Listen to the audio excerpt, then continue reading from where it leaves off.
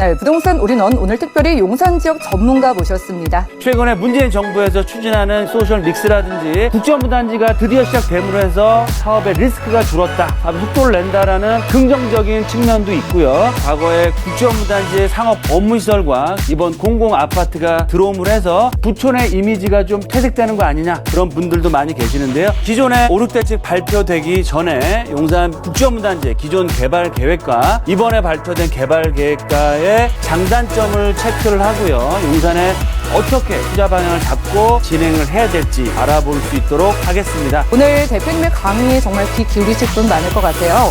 서울시가 용산 개발에 대한 강력한 의지를 밝히면서 눈치 빠른 투자자분들은 이미 움직이고 계실 것 같은데요. 오늘은 용산 국제업무단지 개발 시작되는 이야기 이슈 진단 통해서 확인해 보시죠. 드림타워 투자자문의 박일권 대표님과 함께 해볼게요. 어서 오시죠. 반갑습니다. 네, 반갑습니다. 국제업무단지 사업 재개 소식과 앞으로 용산권역의 미래 가치가 어떻게 변할지에 대해서 알아보는 시간을 갖겠습니다. 용산 국제업무단지가 말도 많고 탈도 많았는데요. 5, 6 대책에 발표가 됐습니다. 어떻게 발표됐느냐? 국제업무단지를 정상화시키고 본격적인 개발을 한다라고 발표를 했습니다. 공공개발과 민간사업 두 가지로 나눠서 개발한다라고 확정을 했습니다. 기존에 5, 6대책 발표되기 전에 용산 국제업무단지의 기존 개발 계획과 이번에 발표된 개발 계획과의 장단점을 체크를 하고요. 용산에 어떻게 투자 방향을 잡고 진행을 해야 될지 알아볼 수 있도록 하겠습니다. 국제업무단지가 드디어 시작됨으로 해서 사업의 리스크가 줄었다, 사업의 속도를 낸다라는 긍정적인 측면도 있고요. 과거에 국제업무단지의 상업 업무시설과 이번 공공아파트가 들어옴으로 해서 부촌의 이미지가 좀 퇴색되는 거 아니냐, 그런 분들도 많이 계시는데요. 어떠한 상황이 되더라도 용산권역은 개발에 본격적인 시작을 했고요. 용산의 입지 가치, 즉 최고의 입지를 갖추고 있습니다. 서울 중앙에 위치하고 있으면서 한강변, 그리고 또 용산역과 서울 역세권이라는 교통의 중심축, GTX 라인, 신안산선, 신분당선, 이런 이슈들과 용산 국제업무단지만 있는 게 아니죠. 국제업무단지 3대 개발축, 국제업무단지, 용산 민족공원, 또 서울역 북부 역세권 개발 사업과 경부선 라인의 지하 사업도 계획이 되어 있기 때문에 이런 개발 이슈가 살아있고요. 이번 발표로 인해서 공공개발과 민간개발 같이 되기 때문에 사업의 리스크는 그만큼 줄어들고 개발 속도를 낼 수밖에 없다. 따라서 중장기적으로 봤을 때는 투자 가치는 지속적으로 올라갈 수밖에 없다. 용산에 약 8천 가구의 미니 신도시가 건설이 된다라는 내용이 나오고 있고요. 문정부 들어서 서울 도심권역에 대규모 아파트 공급이 된다. 용산 국제업무단지 라인에 5천에 6천 세대 일반 분양을 할 거고요. 나머지 30% 정도는 공공임대로 갈 예정입니다. 용산 역세권 바로 한강변이고요. 바로 뒤쪽에 있는 면적 자체가 약 15만 평의 어마어마한 부지에 상업 업무타운으로 개발될 예정이고요. 용산 미니 신도시는 보시는 것처럼 원효로 라인, 바로 용산 역세권 뒤쪽 라인입니다. 보시는 것처럼 전체 면적의 약 절반 정도가 아파트 단지로 개발될 예정이고요. 나머지 40에서 50% 정도가 상업 업무타운으로서 국제 금융도시로서 용산의 역할을 할 예정이다라고 말씀을 드리겠습니다. 이런 측면에서 봤을 때도 용산 국제업무단지를 중심으로 한 주변 지역의 앞으로 개발 속도가 굉장히 빨라질 수 있다라고 보시면 좋을 것 같고요. 이번에 국토부에서 발표한 내용, 용산 정비창에 아파트를 2023년도에 입주자 모집 공고, 즉 분양을 하겠다라는 내용이 나오고 있고요. 용산 정비창에는 약 8,000호세대 중에서 30% 정도는 공공임대, 나머지는 일반 분양을 하겠다라는 내용입니다. 특히 주목해야 될 내용이 나오는데요.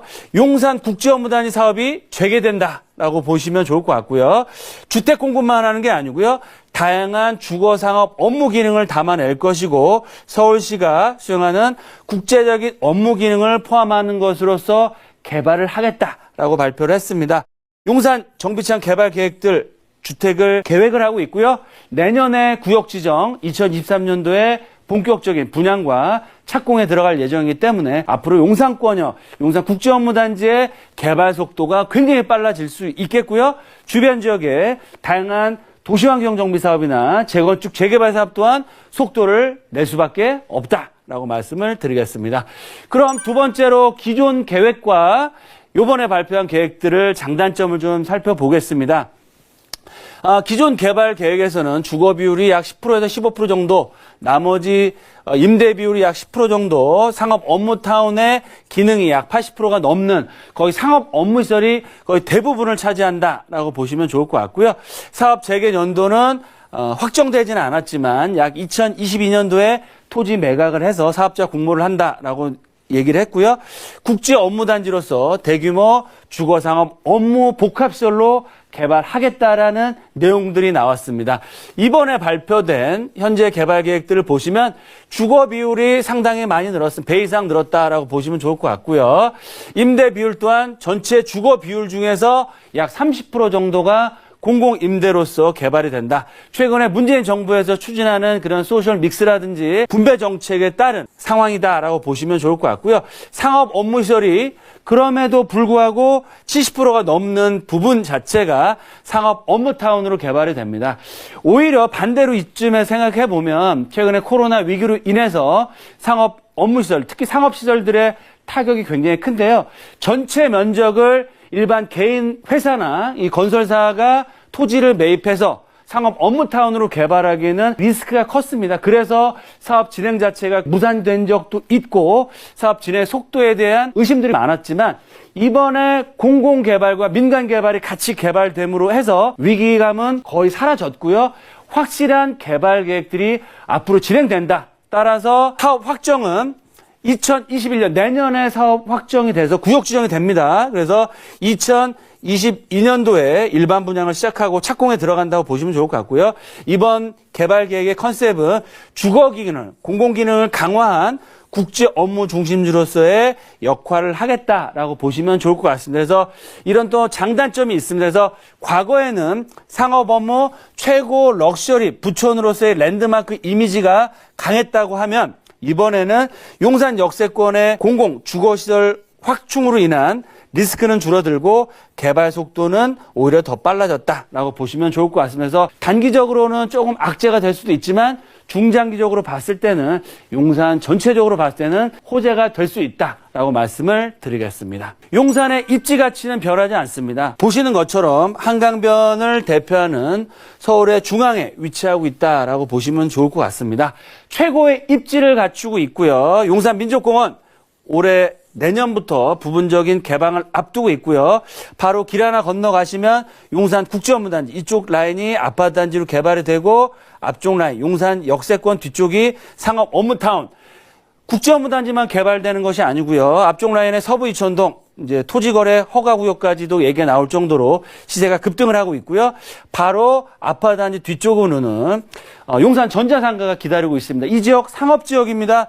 부지 자체도 어마어마하게 큰 지역이기 때문에 향후 국제업무단지 업무타운과 상업 업무타운이 개발되면서 한강변 쪽으로 기다리고 있는 현대차 부지 또한 개발의 속도를 내면서 6성급 호텔과 상업 업무타운 또 원효로 라인의 주택 재개발 사업들 또 용산 역세권역에 있는 도시환경 정비 사업들 또 동부이천동 재건축 사업들, 경부선 라인 타고 가시면 캠프 김 부지의 마이스 산업과 서울역 북부 역세권, 남부 역세권 개발 사업을 중심으로 한 개발의 속도를 낼 수 있기 때문에 서울 역세권, 민족공원, 국제업무단지 아울러는 이 경부선 라인을 중심으로 한 개발 가치와 압력은 더더욱 커질 수밖에 없고요.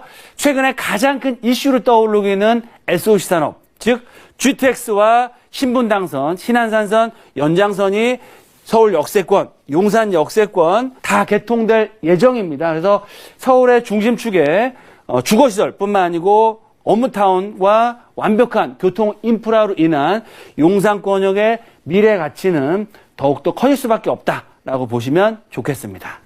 네, 이렇게 용산 개발의 이미지는 변화한 게 사실이지만은요, 정말 중요한 건 이 서울시의 주도적인 개발 이슈로 인해서 앞으로의 미래가 밝아졌다는 점인 것 같아요. 대표님 투자 포인트 어떻게 보시나요?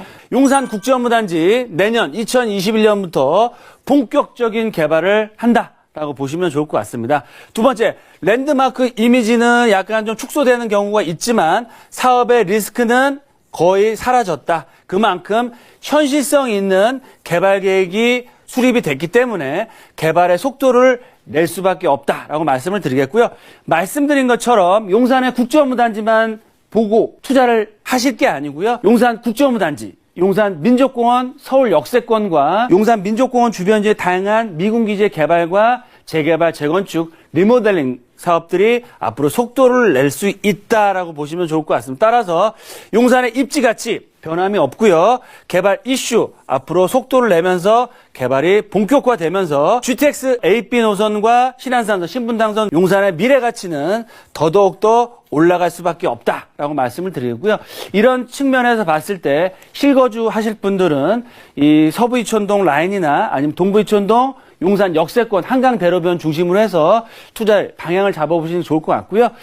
내가 용산의 개발 가치를 좀 시간이 걸린다고 하더라도 크게 얻어가겠다라고 하시는 분들은 이 용산 개발의 3대축, 즉 서울역과 용산 민족공원 국제업무단지의 수혜를 얻을 수 있는 경부선 라인의 역세권 개발 가치가 살아있고 향후 대규모 개발 이슈가 다시 생기면서 개발이 될 수 있는 지역 중심으로 투자의 방향을 잡아보신다고 했을 때는 향후 용산권역의 개발 이슈와 투자 수익을 가져갈 수 있는 투자자가 될 수 있다라고 말씀을 드리겠습니다.